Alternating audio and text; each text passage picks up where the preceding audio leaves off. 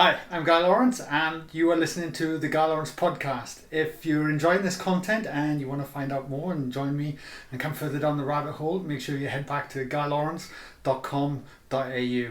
Awesome, guys. Enjoy the show.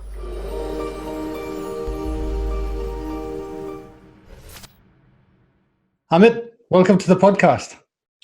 Glad to be here. Really appreciate you coming on. Now, I ask everyone on the show a particular question, and I have to say I'm very excited to see how you answer it this morning. And that is, if you were on an airplane and you sat next to a complete stranger and they asked you what you did for a living, what would you say? I would say I'm a quantum physicist, a consciousness researcher, and a quantum activist. Whatever they understand of it, that's their business. I have no doubt you've been asked that question a couple of times. What's the normal reaction? Well, people like hearing the phrase consciousness researcher. They are intrigued by the connection of quantum and consciousness. You'll be surprised how many people know that there is a connection. It's quite spreading now. It's spreading quite heavily. Yeah. The quantum activist part puzzles them a little. So usually I would get a question, what's a quantum activist? Yeah, it can all be puzzling. And I think the biggest puzzle for me, Amit, is that I've shown a lot of interest over the years. And every time I kind of look at any kind of this work, it seems to go in differently every time I approach it. And I don't know whether that's because my own consciousness is expanding and I seem to get a different understanding to maybe when I looked at it 3 years ago, 6 years ago, and so forth. Sure. You know? I'm sure there's something in between. And something in between. And then, of course, my interpretation of it is in there as well somewhere, which could be completely wrong as well. Actually, let's tackle a couple of things first. How did you end up? I mean, you're a physicist. How does one end up researching consciousness?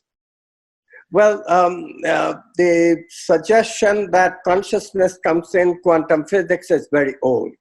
From the beginning, when Werner Heisenberg and Erwin Schrödinger discovered it, a few years after that, Heisenberg was already proposing that a quantum measurement is the change our knowledge about the object. When we measure an object and the object becomes from a wave of possibility to a particle of actuality, that is a change in our knowledge about the object. Before we knew only probabilities and possibilities. After the measurement, we know everything about the object there is to know. So change in our knowledge, which means change in our consciousness, because consciousness is about knowledge. So you see, from the beginning, even the founders knew that consciousness is involved. So when people took the quantum measurement problem more seriously, not just glibly like this, which von Neumann did first, and then there was a lot of paradoxes raised about von Neumann's work, and then in 1985, the paper was published in 1989. I clarified all those paradoxes. So now there is a paradox-free interpretation, the only one, by the way, based on consciousness. So quantum physics can be understood only when you posit that consciousness and not matter is the ground of being. Okay. It's straightforward. There is no question that quantum physics has consciousness at itself because it's an experimentally verified fact.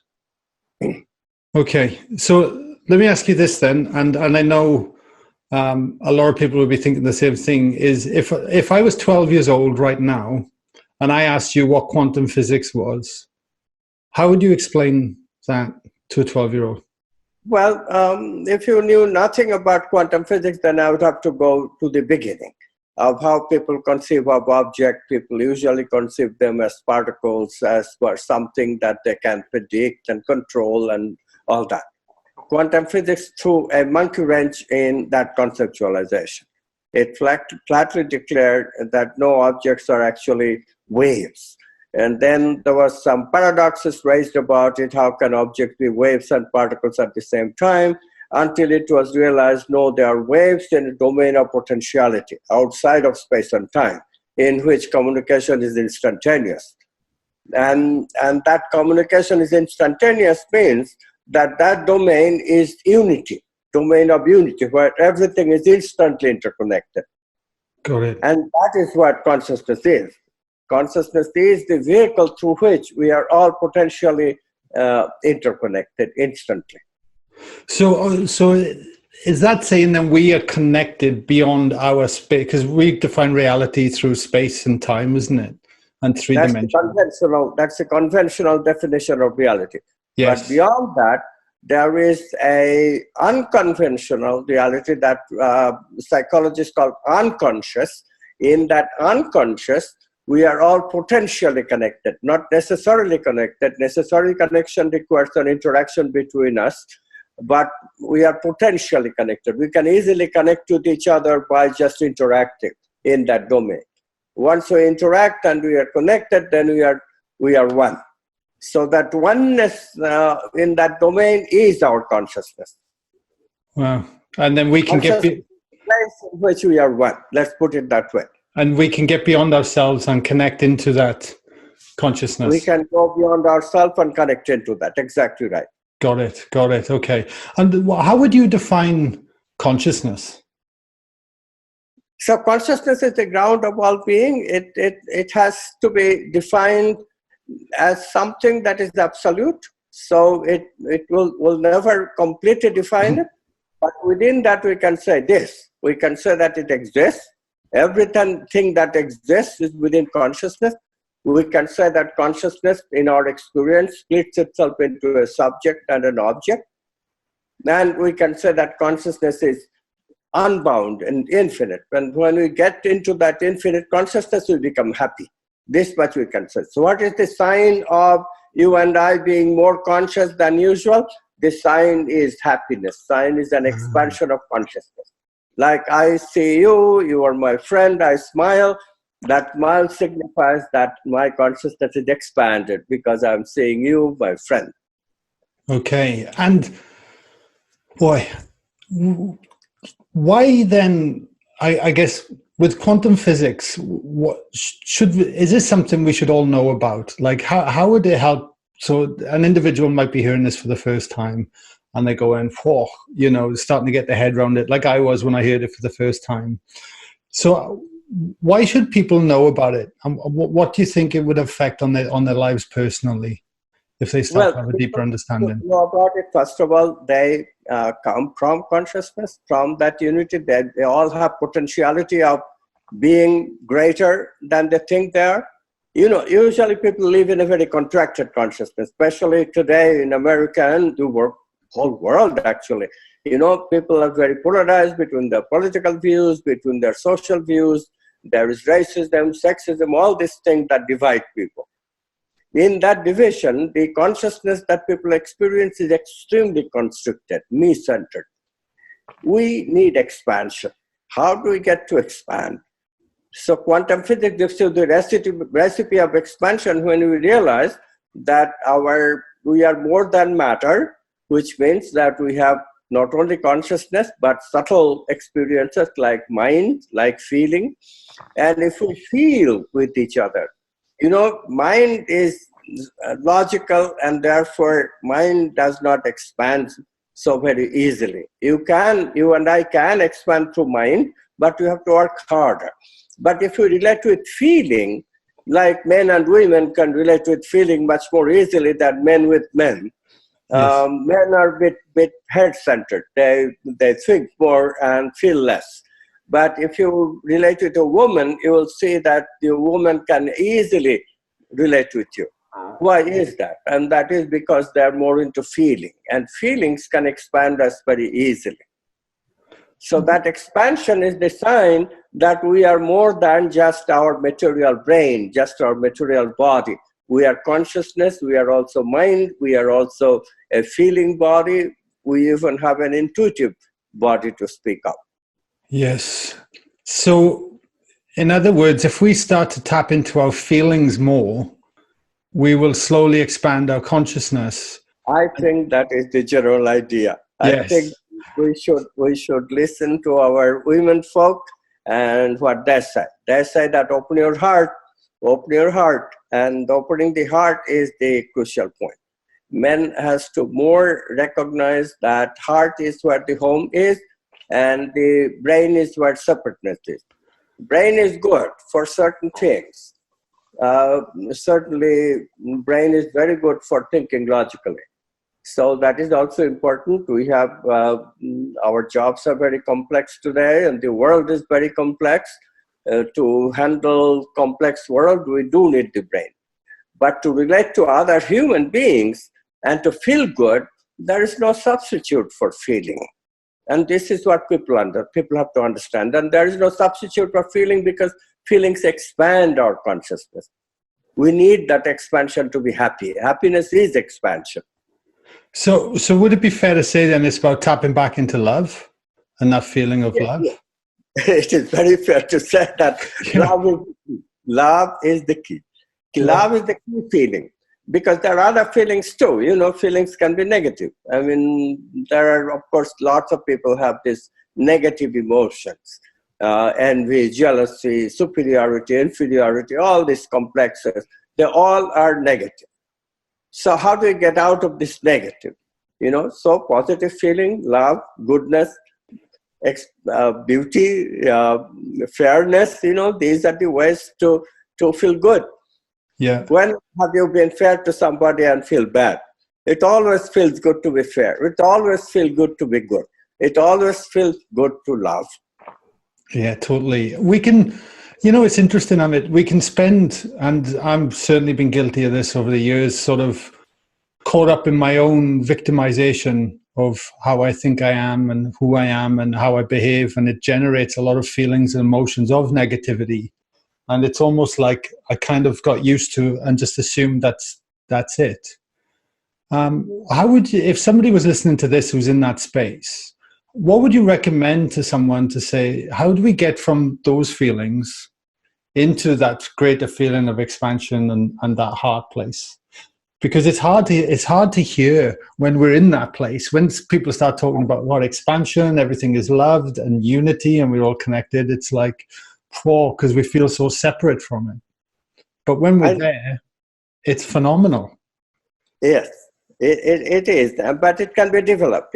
This is what even the materialists are talking about, positive psychology. But really, quantum physics gives us positive psychology extraordinary. It really shows us step by step how to go about from negativity into positivity. It all begins with inspiration. We really have to feel that every now and then, these expansions come to us. They're called intuitions. Yes. Every now and then we intuit that we are not this small creature, this me, this selfish person who is always looking for numero uno. We are not this. And we have to catch those moments. Those moments are the moments in which love visits us, goodness visits us, all these things that Plato called archetypes, they visit us. And these visits are very important. These intuitive moments are very important. If we catch on to them, then we feel inspired. I mean, who hasn't felt at least a moment or two of inspiration, except for the sociopath and psychopath? Everybody feels inspired during a day, sometime or other. Otherwise, life would be miserable.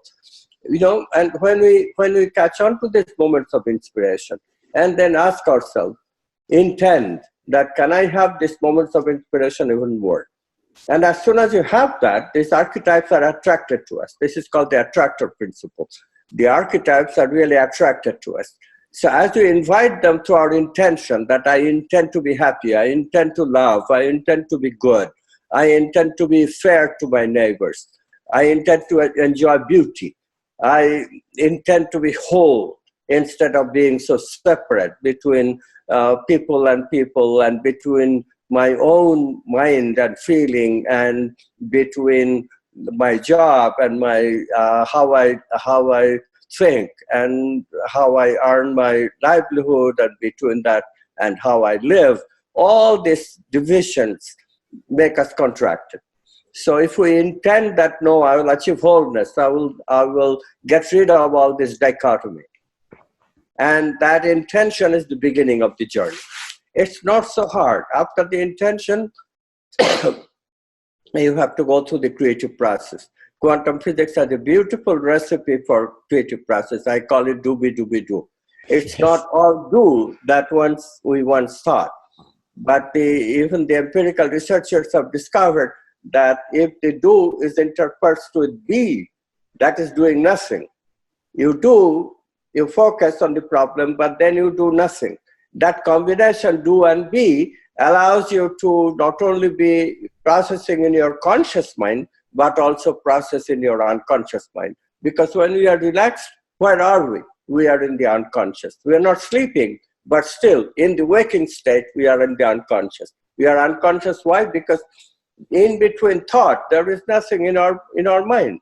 At that moment, we go into the unconscious. Although we are awake, but we are in between thoughts, we are in between feelings, we are in between experiences.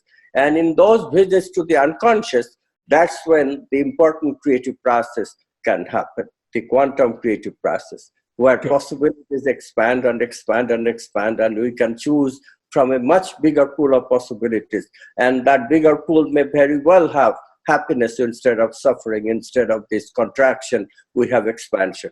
And that's how we choose expansion.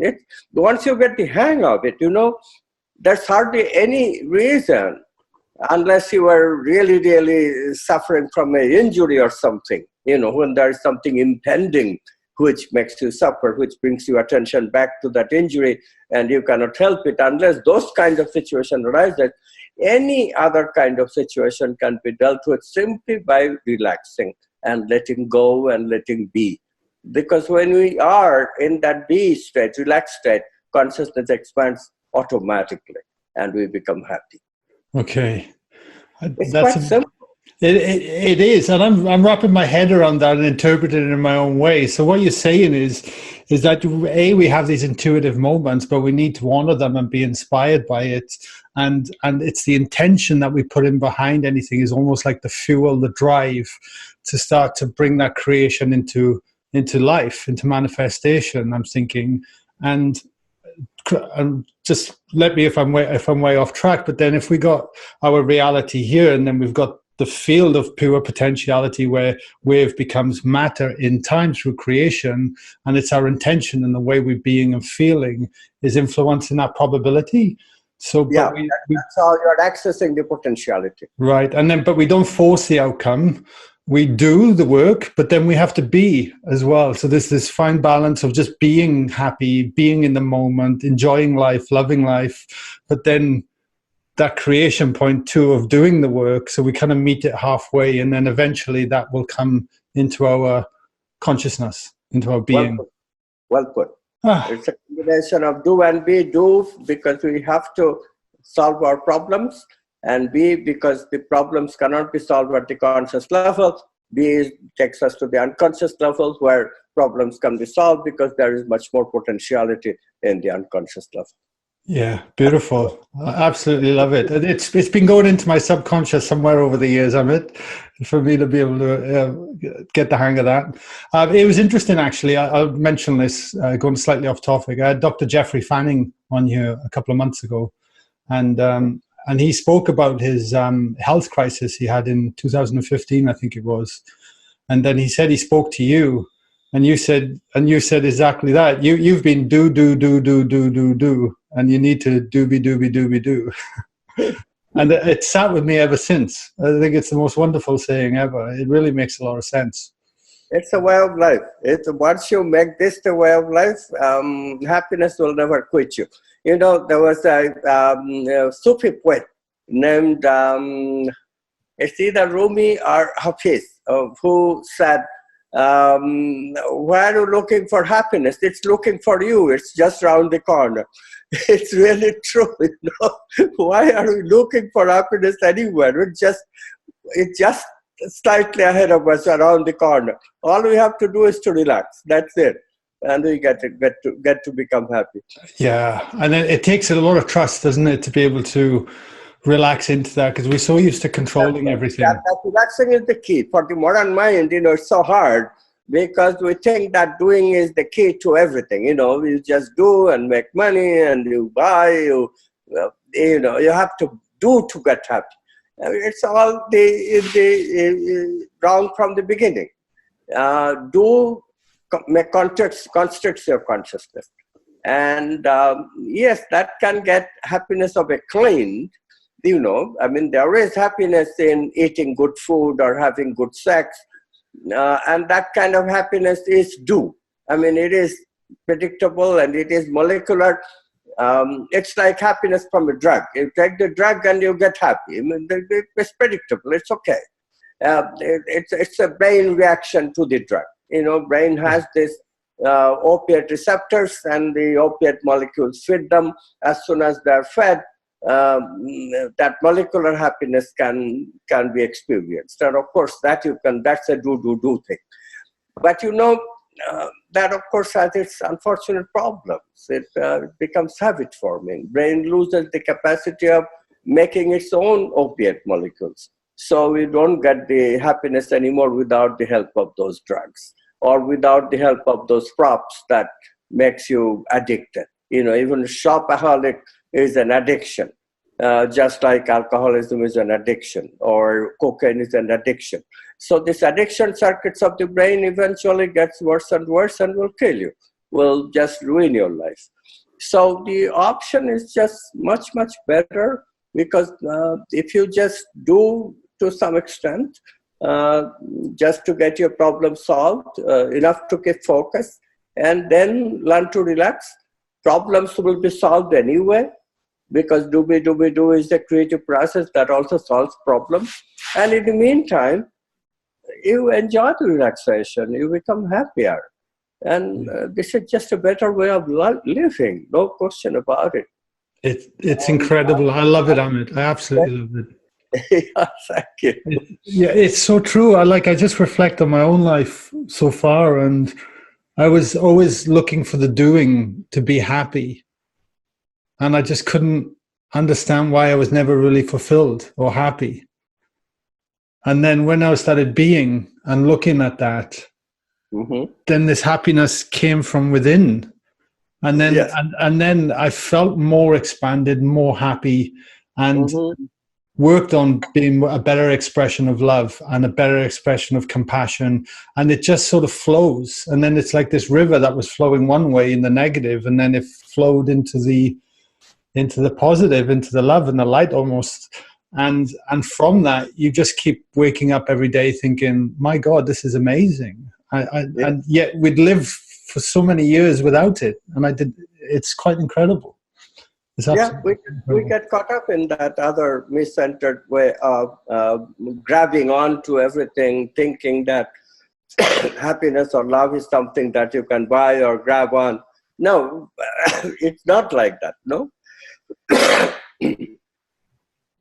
So one has to give a little bit of attention to the quantum aspect of life, and quantum aspect of life brings you this recognition that there is more to life than matter, than the material body, than the material brain. There is mind, which is quantum, which exists purely because we have this quantum connection, quantum consciousness. Mind, matter, vital body, which we feel, intuitive, the archetypes, they all belong as different potentialities of consciousness. This we have to recognize, and this is the best contribution to our whole life, how people live from quantum science. Yes. There's a view as well, I remember hearing, and from different, obviously, would from scientists be opposing these ideas as well? I'm sure there's a divide, right? And because I remember hearing that some people thought that our brain generates its own consciousness. I know, but that obviously has a paradox that they cannot solve. Brain is an object. An object can only generate an object, can never generate something that we call subject, that experiences the object. This distinction of the subject that experiences the object is crucial. Today, we have become so object-centered because of the constant propaganda that it's all object, it's all matter, it's all matter. This propaganda is so versatile now, and internet makes it so easy because of social media and of course the 24/7 news cycle. All this just constantly barrage of propaganda that all is object, all is brain, nothing but the brain. I was just looking at a book that I bought the other day because I'm looking at the brain a lot to write a book called Quantum Neuroscience, called The Brain in Love. Imagine, brain in love. You want to be in love? It's brain in love. It's not you in love anymore. It's brain in love. So every picture that we have of ourselves is now changing into thinking that we are nothing but machine, we don't exist, and it's our body, it's our brain that is doing everything that we do. This is such a ridiculous thing. I mean, what can I tell you? This attitude makes one narrower and narrower and more constricted and more constricted and more unhappy by the day. No wonder that half of America is revolting. They would rather have Donald Trump, a stupid man on the White House, than listen to this crap of scientific materialism coming from Harvard and Princeton and all those so-called institutes of higher learning in America. The polarization is entirely due to this so-called meritocracy, who has set themselves up as knower of everything. And in actuality, all they're doing is creating a meritocracy which is made of hypocrites who, of course, they don't believe a word that they say. They don't believe that they are machines. If they believed it, how would they be so creative? I mean, they are creative people, no doubt about it. They are very intelligent people.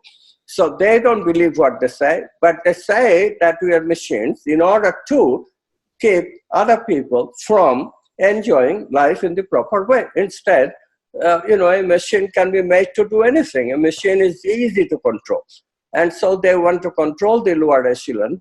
This elitism is what is producing this entire philosophy and, part of the revolt. I'm not going to simplify to say that the entire cause of Donald Trump is this, but part of the cause is certainly a revolt against this meritocracy.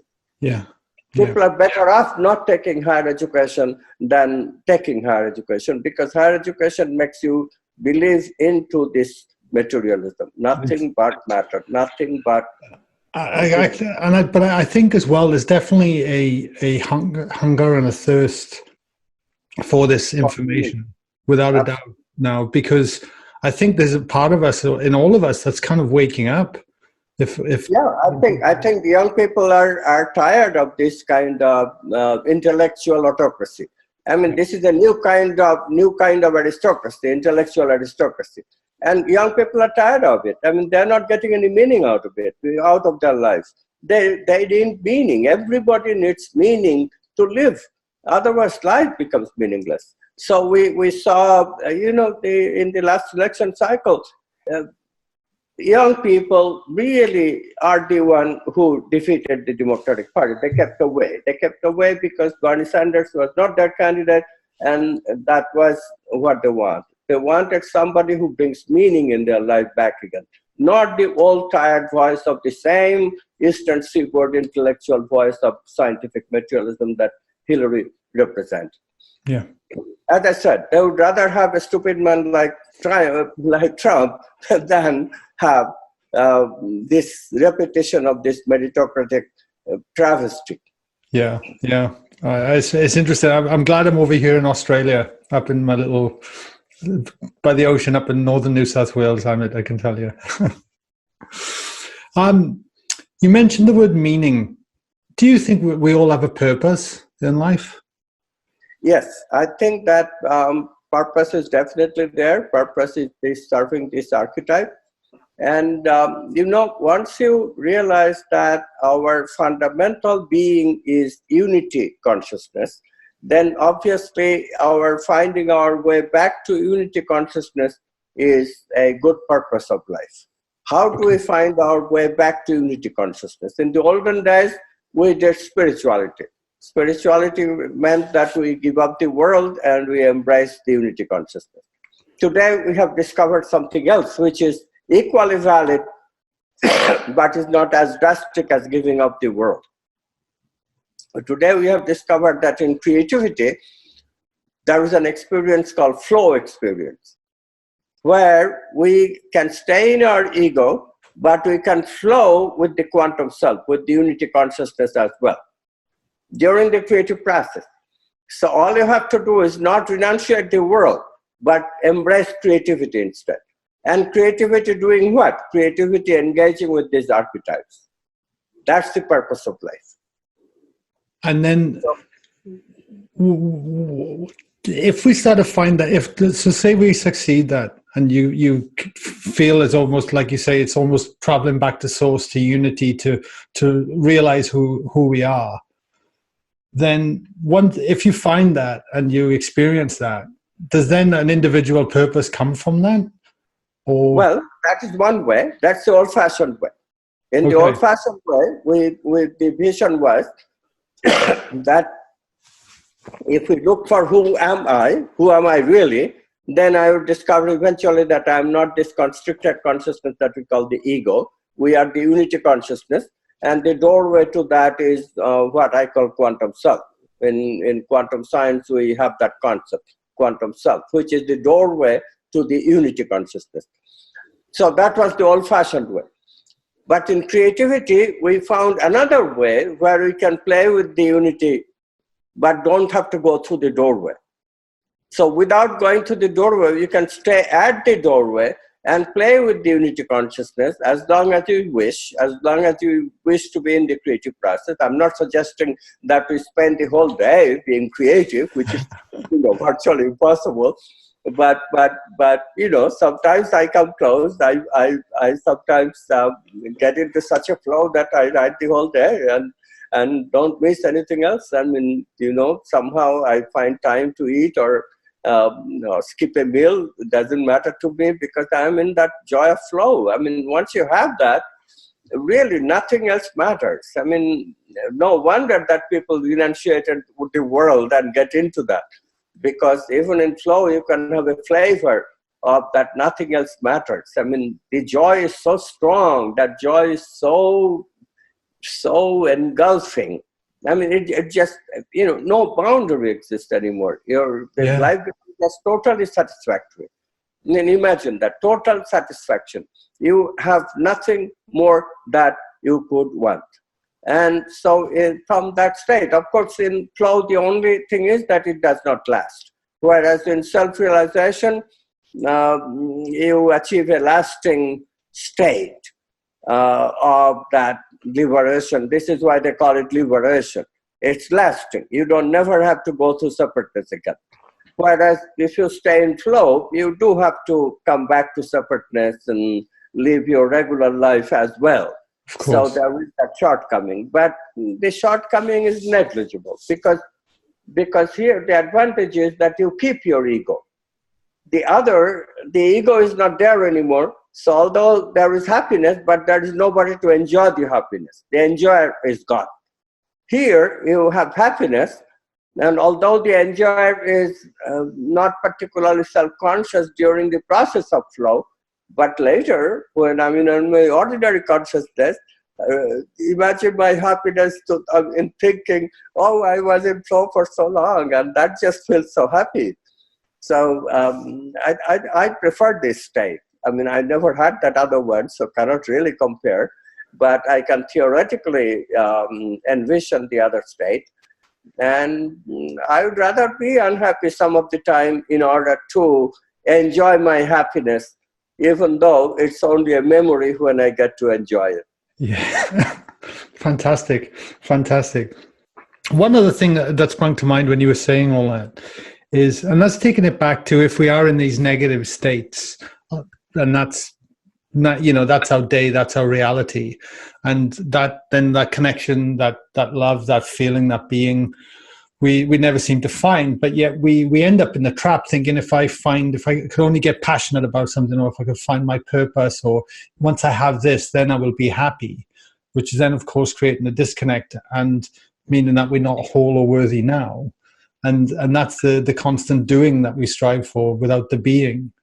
So if we're in that place, should we be then just focusing on our love and connection to self and others? And then as we start to move into these other states, then more meaning and purpose will come from that, as opposed to just trying to find the end result, if that makes sense? Well, there's nothing wrong with wanting something passionately. Mm-hmm. It's just that when we want something passionately that does not bring us closer to unity, then of course we are doing it for nothing. Okay. I mean, the same passion we can, if we bring for an archetype, which we can do for like love. Love is such a thing where you can explore the archetype with another person. So you can want this person, but not to possess her, not to possess him, but to explore love itself. How is it to love this person completely without imposing any condition? This question actually changed my life. I was very fortunate to have married a woman who constantly reminded me that, Amit, I don't doubt what you think, what you say. I used to lavish her with my declaration of love all the time. I love you, I love you. But she would say, it's not like that. She would challenge me. She would say, love, try to feel it from your heart. You declare your love, but it's all thinking. And she would apologize. She would say, I'm not trying to offend you. Just please try to open your heart. I just don't feel your heart. I love you too, but I don't feel your heart. I mean, it would be nice if I could also feel your heart. She would say things like that and kind of appealing to me without offending me. So I took it very seriously. Okay, what does she mean? And then I got into this search, and of course, quantum physics helped me too. And the search sort of went together. And what is this thing that love in your heart? What does that mean? It took me some 40 years to eventually find the answers, but I tell you, it's worth it. It's fantastically worth it. This is the biggest investigation I really have done. Even my discovery of quantum physics, meaning and all that, pale when I think of how important this discovery of love has been for me, because it changes your life totally. It changes your outlook of how you look at the world totally. I mean, this is just so different. Instead of feeling competitive, you feel love for everyone. Instead of feeling that you have to be one-upman or something of negative, or, you see people from their shoes, and you're not angry with anyone because you understand people's predicament, because you know how to. You feel empathy, and you feel good that you are in love with people, and it's just a beautiful way to live. I'm not saying that people have to do it for 40 years, because now we know the method. Now we know the creative process. I had to discover all that in my path, because nobody knew anything about how to do these things in a scientific way. Some people just automatically fell in love and maintain the love. I have seen loving couples who don't know anything about quantum physics. I'm not saying that you have to know the creative process to discover love. Some people just do it because they have a natural knack for it. But the discoveries that we have now from quantum science makes it easier, is what I'm saying. Totally. Read my books. I have written a book on love. Everything Answer book has a lot of the cues that you have to follow in order to discover love in your life. But if you do, you will only find something worthwhile to live your life for. Yeah. And that's what I mean by purpose. I mean, it does give you a purpose. I had a purpose. What does my wife mean? Love from your heart. What does she mean? That was a purpose. That gave me such a meaningful purpose that I could stay with that investigation for 40 years. I absolutely love it, Amit. I can so relate to everything you're saying there now, especially being a guy as well. And, I have interestingly enough, I have a community over here that I've set up, and I call it Let It In, and literally allowing that to come in and fill us up and flow. And I encourage people to really connect to that heart space and to actually generate those feelings and emotions of love, yes, joy and gratitude. And it's almost like as you practice it, you can start to feel it and expand it. Like we can work with it. It's amazing. Absolutely. Yes, and then it does not sound so strange anymore. Initially, you know, when I used to relate to my friends, they would have the same surprise as I did when I heard the first time that you can love from your heart. And then I gradually find now that people have begun to understand that really scientific materialists are totally wrong. Love is not just a brain phenomenon. Of course, brain participates in everything that we do, but it's just that it participates. It's just one of the things that we use in order to intensify certain experiences or in order to make some experiences possible. So brain is a good conduit. Brain is a good hardware, so to speak, in which we impose the software that we use to really live our life. And that software is forever new. That software can be creative. And something like love is forever new. And we create love every time we love someone in that creative way. Yeah. The difference is that you can love from your conditioning, you can love from a brain circuit, or you can love in a creative way. And one is infinitely superior than the other. The other one is just molecular love, constricted love. This one is unconditional and expands your consciousness beyond belief. Why do you think we fear it as well? Because quite often, I even find with my community, if people start looking at, they kind of they don't go there for some reason. I know that the fear is fear of vulnerability. You know, I mean, I joke about it, but the fact is that, you know, many of us after sex we just turn over and go to sleep. Men especially. Yeah. Why? Because if you don't, you feel this vulnerability, you feel this openness, you feel the heart is opening and you feel expanded. And in that, if the woman wants a house to buy or a Rolls Royce, then you buy it. You know, your mind opens and you are ready to give anything. I have been there myself, and it's scary to be vulnerable. But of course, the vulnerability, those moments are the most precious moments in one's life. And you know what? If your partner loves you, she will never ask something that will create a bother in you. She will also want you to be equally happy. And that recognition is the recognition of love. Love never fails you in that way. You never have to be really afraid of loving someone because someone will want something that you cannot deliver. It's never like that.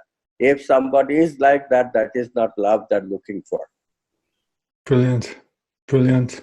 Amit, I'm aware of the time, and I ask guests a certain set of questions on every show, and I'd love to dive into these before we wrap up the podcast.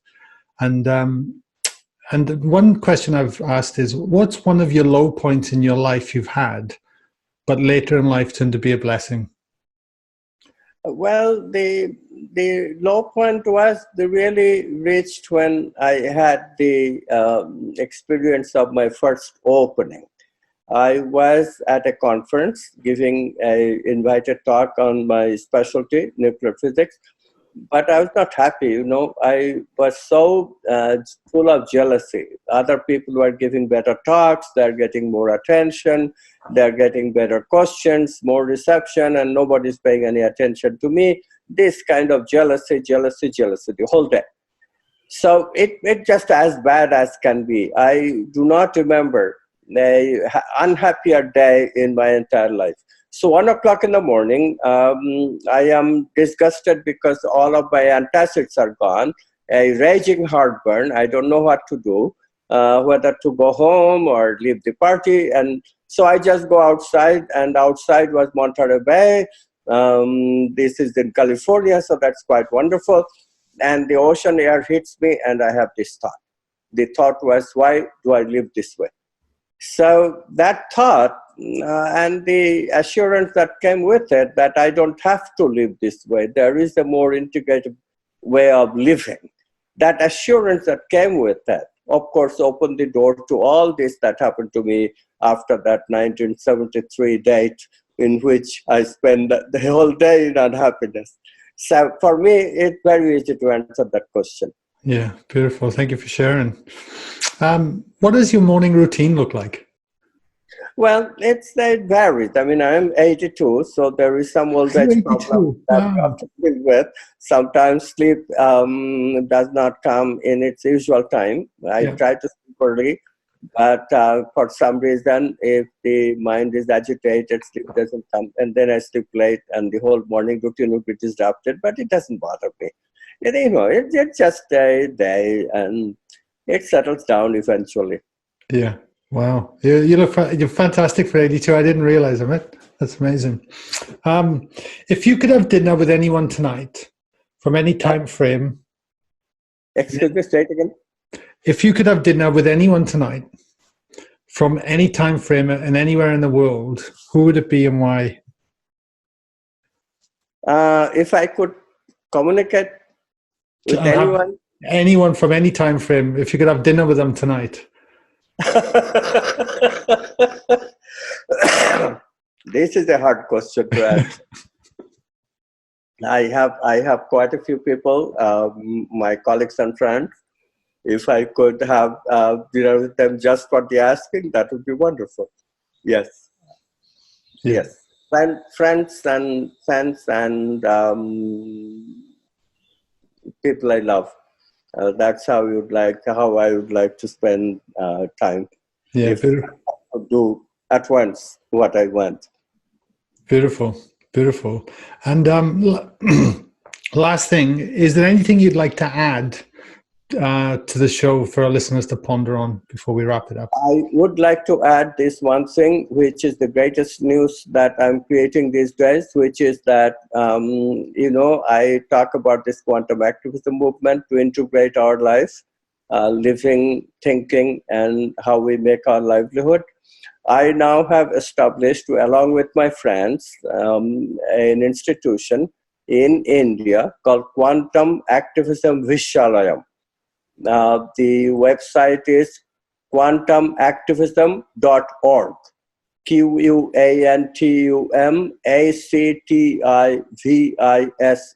QUANTUMACTIVISM.org. This is situated in Jaipur, India. We started classes this September. It's a regular university. We'll give masters and PhD. And this is a very great news because I know lots of people want a way of living that is neither old-fashioned way, spiritual, and of course not materialistic. And this is your chance of really learning a transformed way of living. We are keeping tuitions as low as possible thanks to a philanthropist. So what can I say? Everybody's cordially invited in order to live integrally in this happiness-oriented way.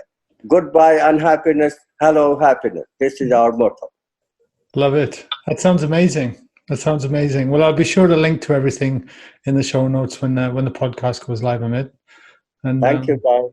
Yeah, and so I really appreciate it. I know you've got lots of books out there as well. If people want to get a hold of you and read more of your work, how many books do you have now, Amit, out there? I have 15, but out of which 11 is on print. 4 I don't think are on print, but the 11 are doing okay. And especially Everything Answered book, my latest book, is a very good one, very easy to read. So I start with that one. Yes, yes. And that's the I got it written down here somewhere. That was the Everything Answer book. Is that the one? Everything Answer book, right? That's it. I'll be getting that myself, Amit. I'll be reading that for sure. Thank you. Right. Thank you so much for your time today. That was brilliant. I really appreciate it. This was great. Thank you for being with you. Thanks, Amit. Bye.